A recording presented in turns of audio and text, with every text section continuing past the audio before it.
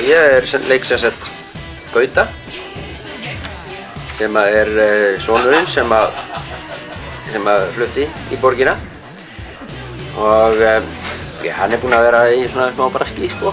Búinn að vera í smá svona fasteigna business og svona yfirborðinu lítur út til að það sé allt í spikk og spann en það það ekki alveg. Svo kemur fljótlega í ljós. Hann eiginlega með svona, hann eiginlega bara með allt niður sig greið.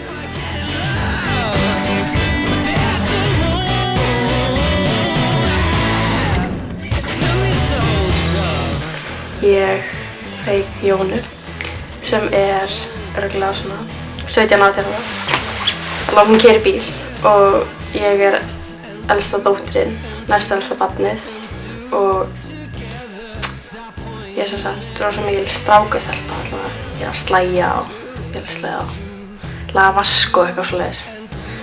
Og Anna, litla systir mín, hún Helga Lára, mjög náin mér, veist. Og þegar amman deyr, þá hjálpa ég henni svolítið í gegnum þetta og já.